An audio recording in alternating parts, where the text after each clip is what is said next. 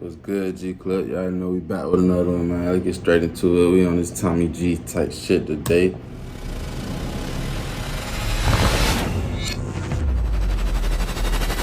Welcome to the largest prison in Texas, Cofield. Cofield, man.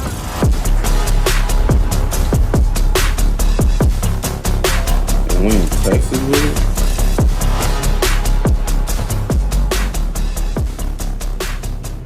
Hello, fellas. How you guys doing today? Whoa. Tommy G got the whole prison on him? Okay. We got the whole prison get together to listen to Tommy G talk. Shout out Tommy G. First person convicted for murder off of social media.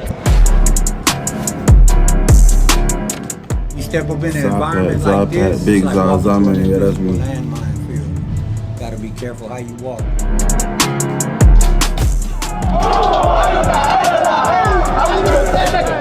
Me and my partners went to his side of town and we ended up jumping on his partners. That was the birth of the beef. The Cofield Unit. It's a name that new arrivals to the prison fear. For decades, it's carried a reputation as a brutal and unpredictable place. Located in Tennessee Colony and home to over 4,000 men, it is the largest prison in Texas. Behind the barbed wire and within cell walls, tensions can run high. There's racial conflict, gang rivalries, power struggles, and stabbings. Offenders here have taken lives, done armed robberies, and the most violent crimes you can imagine. Folks, this is a brutal place to be incarcerated. Like most prisons in Texas, it is without air conditioning. Here, both inmates and staff suffer through temperatures that can reach over 110 degrees. Some say this is a violation of human rights, while others say it is a ruthless reality that comes with choosing to do unspeakable crimes. But within the dark walls of this prison, light emerges, because also at work here are innovative programs that the Texas Department of Criminal Justice is piloting in an effort to rehabilitate these men so they can one day be well integrated back into society. The man that takes us into the Cofield Unit goes by Sambo. At one point, Sambo was a gang leader for one of the most powerful gangs in Texas. Of the 30 years he served in prison, 10 of them were in the Cofield Unit. He was once a man that had no regard for human life, but now, a changed man. He has dedicated his life to helping others break the cycle of violence and live a life built on purpose and positivity. Today, he brings us into the Cofield Unit to show us what he and the men have been working on. Join us now where no camera has gone before. Life is a mission, an adventure, a journey, and to those bold enough to dream and take action, treasure awaits them. So for the renegades, the outlaws, and the risk takers, this one's for you. This is the Underworld Collection, available only at TommyGMcGee.com.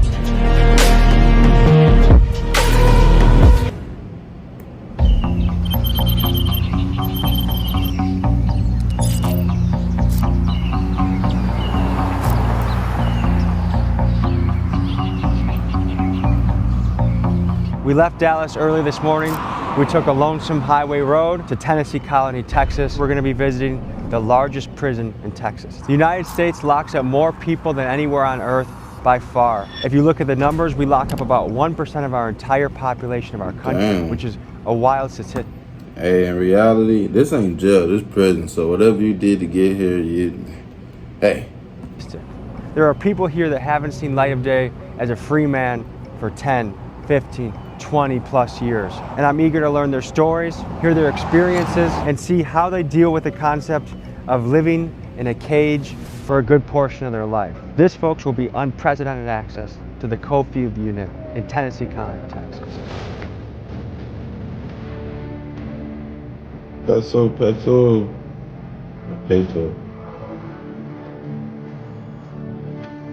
Go ahead. Have a good day.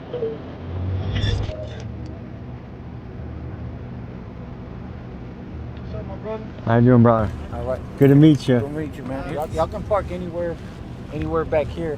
We're just The waiting hell on did they we gotta sign? unload this stuff. All right? Cool. And get ready to come out.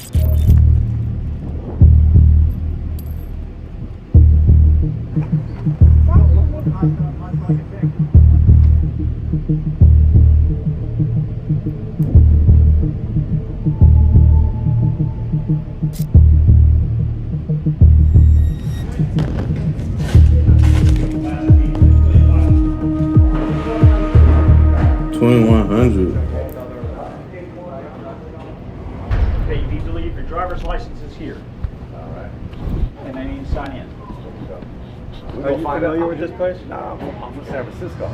This is the largest maximum security unit in Texas. Largest maximum. 4,100 inmates on this farm. Come on, let's go.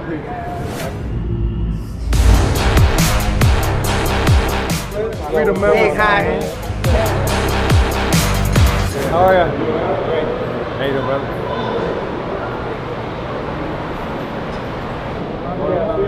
Hey, God bless you. Yeah, I think we about to meet all the nice inmates today. You know about me? Yeah, I'm the one Yeah. I'm Semmel's boy, man. Man, how are you today? Good, how you doing? I'm good, I'm good. Give the people the lay of the land. What's happening here? Okay, so this is the chapel here on Cofield. These are some of my co-workers. God bless you guys. Let them introduce themselves. Juan Ballesteros, man of peace, also a gatekeeper here. What's a gatekeeper? Gatekeeper is we talk to the guys when they first come in the unit, so we help them kind of transition into the new area, the environment that they're coming into. So yeah, we're kind of one of the first guys. Yes. Give us What some. is this? Give us some insights, cause what we gonna see today, I can already tell you what we about to see is not what be happening for real. We need to watch 60 Days In. Let me know if y'all want to see that. Known for it. Well, back in the day, it was like rocking and rolling. Yeah. Right? So it was really going down with gangs and all that. To give you an idea of what we are walking into, let's give you some insights on the history of violence here at the Cofield Unit. In September of 2023, an inmate at Cofield Unit stabbed a guard. After he was restrained, the inmate was severely beaten by guards and hospitalized. 13 guards resigned or were fired shortly after. For a prison facing staffing shortages, incidents like this put further pressure on the guards. Also in September of 2023, Billy Chamirmir, killer of 22 women, died at the hands of a cellmate. And if you read the accounts written by inmates on prisonwriters.com, you'll see countless stories of men being stabbed, strangled, and extorted. So knowing full well the violence that lurked within these walls, my aim was to find the humanity within these men. When I was there, it was a very violent, volatile environment. Violence is what set the standard. So I knew that my only method of progress would be to instill the most fear in as many people as possible.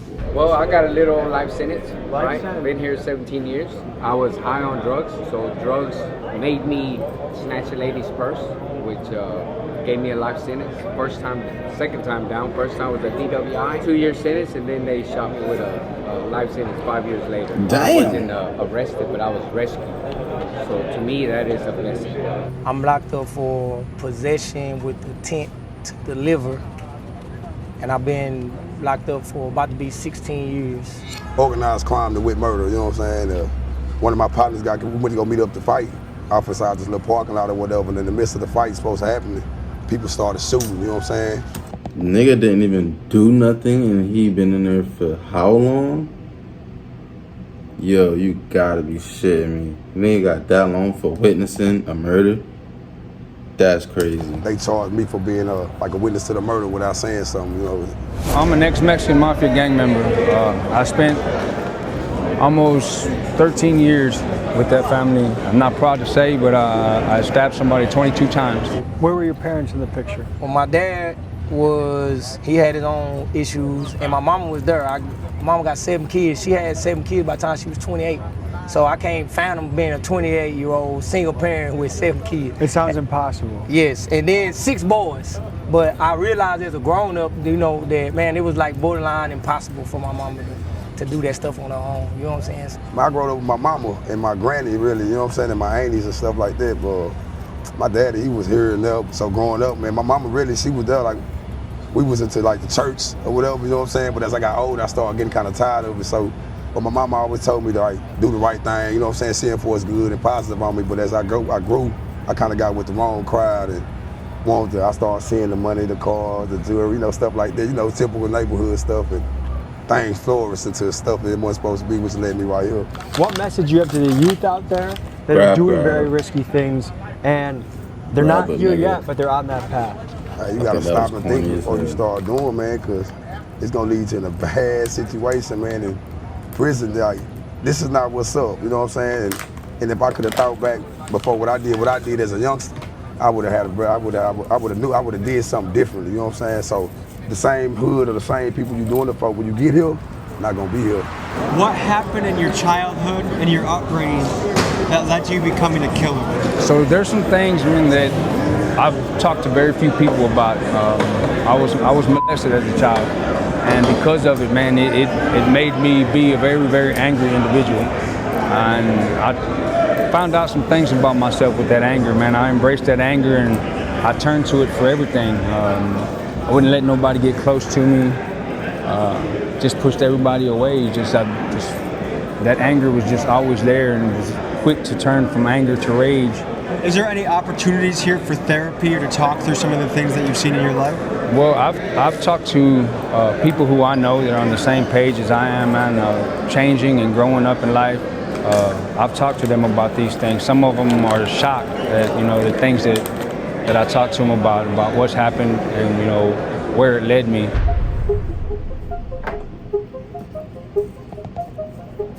My name is Kenneth Young, and I am the director at East Texas Hospitality House here in Tennessee Colony. What we do is we provide lodging and meals and encouragement to families who are visiting somebody who's incarcerated in the Tennessee Colony area. We have a gathering room in there, we have games, we have puzzles, we have places to sit, double beds with bunk beds, we've got different bedding arrangements for the different sizes of families. Mm-hmm. Sometimes they just need prayer and a hug, and to know that God's love is surrounding them, and they become part of our family. They mean more to us than just someone off the street, because they become part of our lives. I'm here visiting my brother Charles Bree. Okay, and where are you from? California. And how did he end up all the way over here? He got caught up. He got caught up in some. In Texas, it's crazy. I don't feel the time he got was it didn't match the it didn't match the crime. A lot of people what they get for that crime. I feel that they railroaded him because of who the victim was and who the victim knew. The victim was related to the chief of police. They didn't even really give him a chance. What was the crime and what was the time? Murder, self-defense, and they gave him 50 years. They said he was guilty before they even said he was guilty. They said he was guilty 3 days before they even put the real motion, like, okay, you're guilty. Like, no, we are sacrificing, but it's a sacrifice that I don't mind. It's because they railroaded my son. Shout out to Charlie. Like a crime was committed. Yes. But he was fighting for his life at the same time. Like, tell him that we love him, we praying for him. Charlie, I got you, baby. Tell him keep his head up and, just inspire others in there.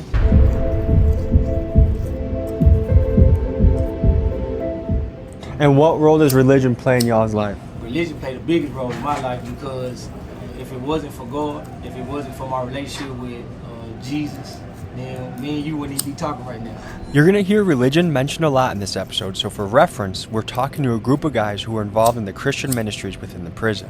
I used to be on the other side, now I'm on the best side. So our objective is to show them, remind them that, hey, brother, you might feel alone, but you're not alone. You might. Yeah, man, good looks to everybody that was able to make this happen, man.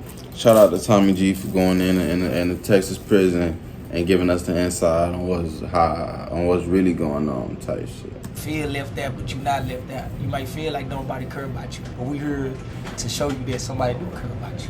Big thank you to the wardens and all the administration here. This is an unbelievable opportunity to talk to these gentlemen, to learn. I'm honored to be here. To wardens around the country, if you can invite us in, we'd love to come talk to you, your men, your people as well. Man, fuck mainstream media. I like that shirt you got on. I appreciate you. Mainstream media. Rest in peace, mainstream media. I pray for these brothers. I pray for their families. But I pray you show them grace and mercy in that, because your word tells us that if they visit the least of these, that they visit you.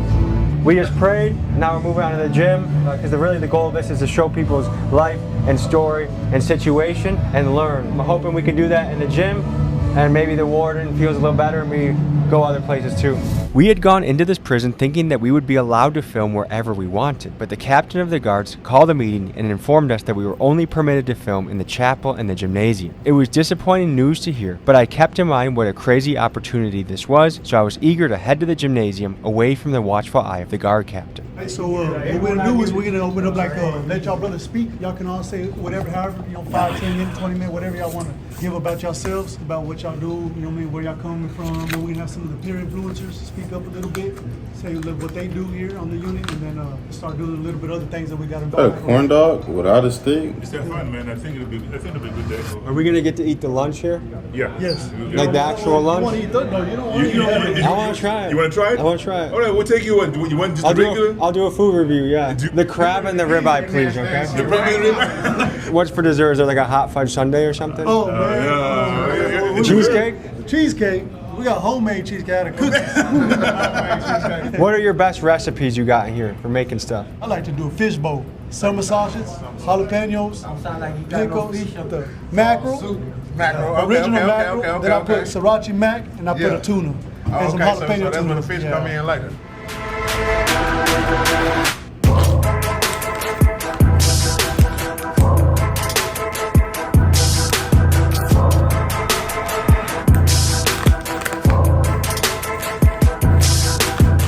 This is like a little thing for Glow that we do every Friday. And we're gonna do a little bit of performing, front line, and we're gonna do a little bit of rap.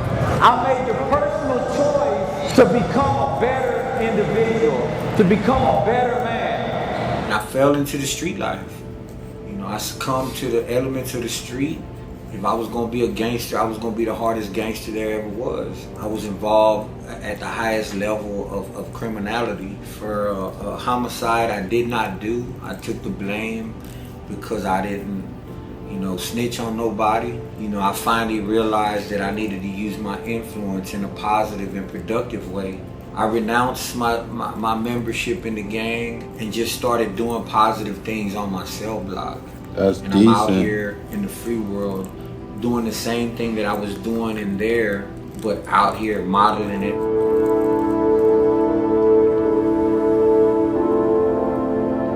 I had no idea until Let him about 10 cook. minutes before that I was going to be going Let up to him give a cook. speech in front of the inmates. Not only was I nervous, but I wanted to say something that actually mattered to these guys. Here's what I came up with. Hello, fellas. How you guys doing today?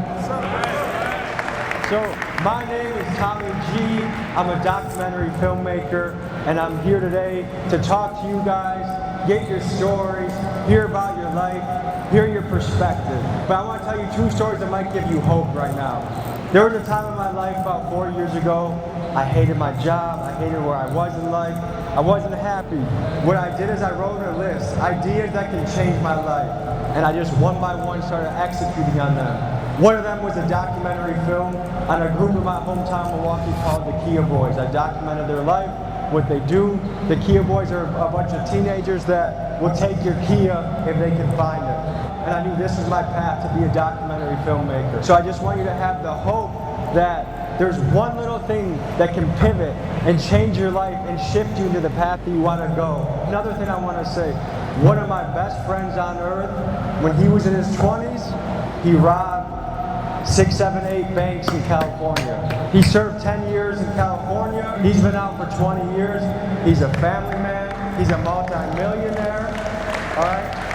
And he's someone that I love a lot. Nah, you gotta think about it, like, for the prisoners, this is like a whole event, for real, like, it's damn near a field trip for the prisoners. Brothers, I'm excited to talk to you. I'm excited to interview you. Come up and say hi to me, and thank you for having me today.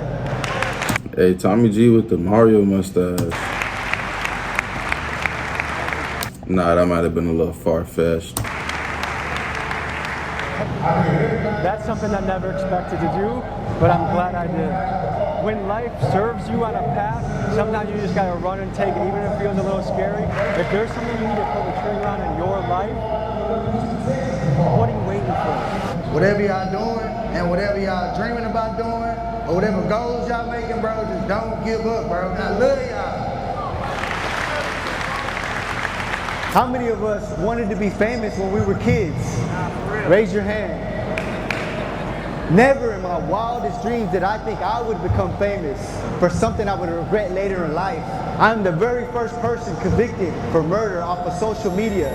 If you look up Tienda versus State, I'm the very first one convicted through the United States. Posting pictures of myself, but because I had gang-related tattoos, they were saying that I was staying in contact or recruiting gang members. And then somebody started talking to me negatively on social media, so I started talking negative back, and that led into incriminating myself. It wasn't until A man came up to my cell one day and asked to pray for me. And you know what I did? The monster in me, I cussed this man out. F-bombs, the Lord names in vain. Come to find out, he was a unit chaplain. And as he's praying for me, I stop a mid-sentence to stop because he said that I would go back to population. I told him I'm in SEG. How am I going to go back to population? My God could do the impossible. Do you actually believe in your life God could do the impossible? Yeah. Not only did God restore my family, my mom came to see me. And it wasn't until she came to Cofield and I finally got to hug my mother after 5 years. In a soft voice, she tells me like an angel. Type shit. I'm so proud of you. God bless, and if it wasn't for God, I wouldn't be taking the steps today. Thank you, gentlemen.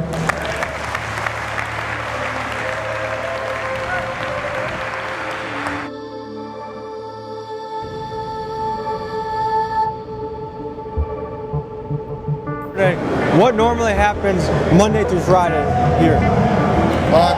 Usually on Saturday, Let me go back. you go to I need to see these face tags.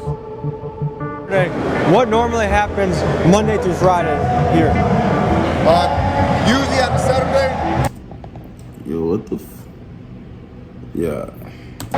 you go to church. That's probably about the only thing that we got to look forward to on the weekend. Church services, unless they have an event like this that we can come to. You know, but you know, most of the time, Told we y'all. gotta get laid in. This is an event for them. I'm fucking my camera up.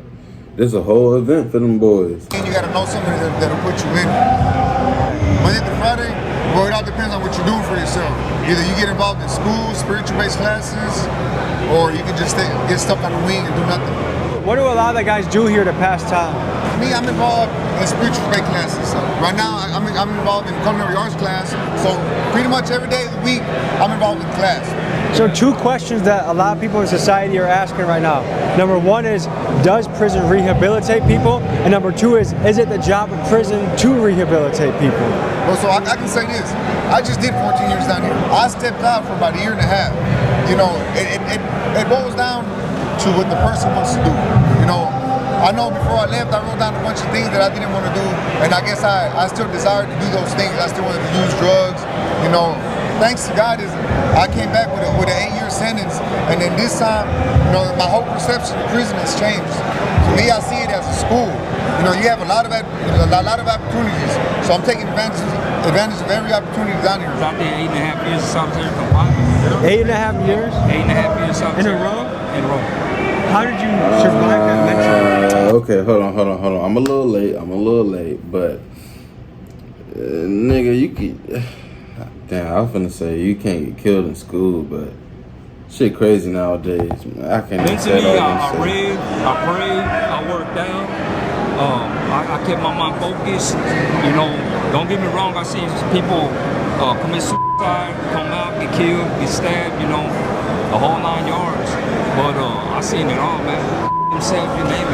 When a prisoner is deemed too dangerous for the general population, they are sent to a place designed to isolate and contain solitary confinement. Here, they are locked in a windowless cell, no larger than a parking space for up to 23 hours a day. Their only reprieve each day is a brief hour for exercise alone in another cage. Days blur into weeks, weeks stretch into years, and some inmates endure this for decades. This raises an unsettling question. Does solitary confinement cross the line into inhumane punishment, or is this a necessary evil? What do you do with inmates who have relentlessly and brutally attacked fellow prisoners or guards? This is a question that we as a society are still figuring out. Do you think that should be allowed to put a human in solitary confinement for 8 years? No, I think that's humane because I believe people deserve a chance. Now, if they're a threat to everybody, yeah, I mean, I can see what they're talking about, you know, but I mean, they would have to be a real serial killer, like knock that goes with that's a psychological aspect. I did 5.5 years in SEG. You know, not everybody's mentally strong. You know, people are chemically imbalanced. You know, not everybody can deal with the solitude back there. That's real right there. Folks said people are chemically imbalanced. Some people can't deal with quietness. Some people need to hear themselves talk for real.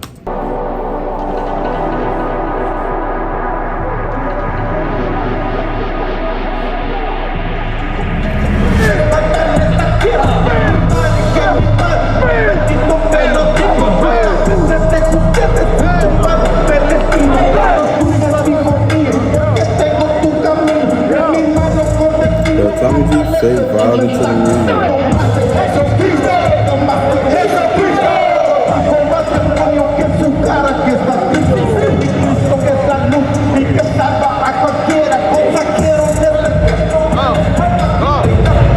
Have you eaten yet today? No, not yet.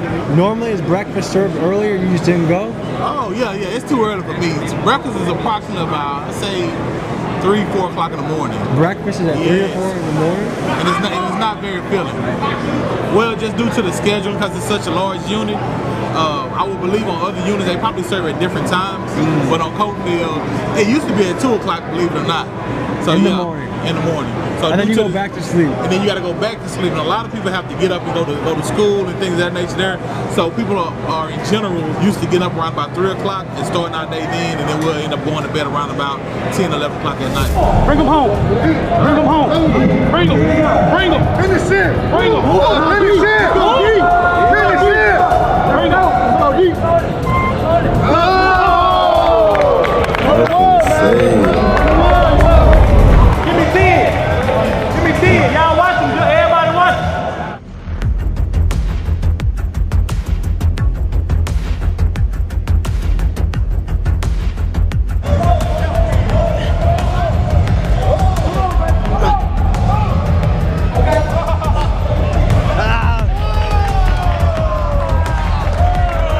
Tommy G lost.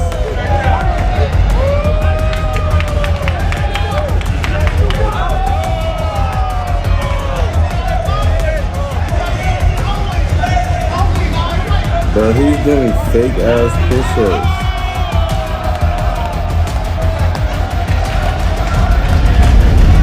How many push-ups you do today? Man, probably like 250, 300. That's just an exercise. But them right there, that's something different. What's the most you've done in a day? Oh, probably like 1,000. 100 sit-ups. Oh, damn. 200 squats, something, just keep it going. We just want to say, man, we both from the Arlington, Texas, man. Man. So shout out to Agtown, Texas, man. Shout out to the Ag, man. You know what's crazy? Let me show you how good God is, man. I don't know. That nigga, the nigga that's been talking on the left, he look like Israel Adesanya. I think I said it. We used to be enemies in the world. Man. Right? We literally used to beef with each other. Like, for real. Try to kill each other out there. But now look at God. You know what I'm saying? Now we doing ministry together. So back in the day, you guys used to beef. Tell me about that. Well, you know, so we both got two different reasons why the beef started, which is funny. So the beef started from my perspective is because one of my partners who is dead now, rest in peace, Shot Merck, right? He got jumped on his side of town. So then me and my partners went to his side of town and we ended up jumping on his partners. And then to him, that was the birth of the beef. When they jumped my people, they thought we jumped his people. I'm like, man, nah. So we really we clashed and started really killing each other for nothing, man. How many people do you think died in this beef? I know I had like 3 on my side. Nobody from my side died, but I lost more homeboys to the system than I have to depth. And how far did each squad live away from each other? Man, we went 10 minutes apart. Yeah, we about 10 minutes. What does it feel like now to have peace and love for each other? I mean, it's good. I mean, yeah, I ain't gonna lie, it make me think about all the life lost, years wasted, only to conclude that we all right. Yeah. Nah, for real.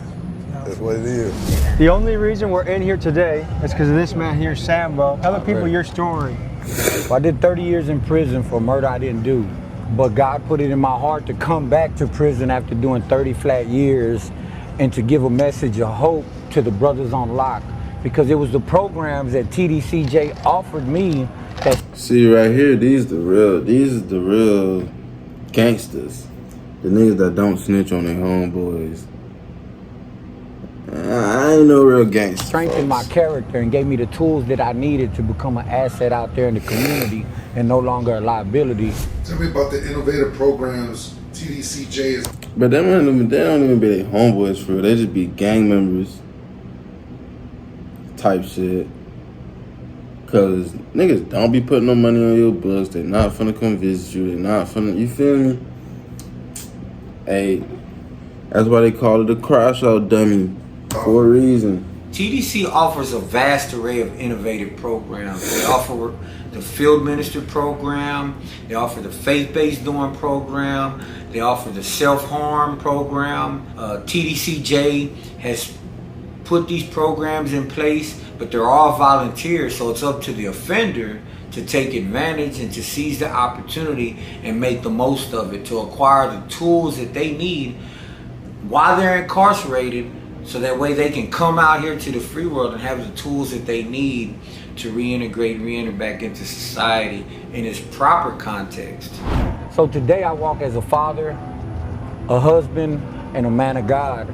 But my example is one so that I can give inspiration and motivation to the brothers that are locked up. Tommy G opened the door. We got Peso with us and Payday and Joe. We made it happen today here on the Cofield unit.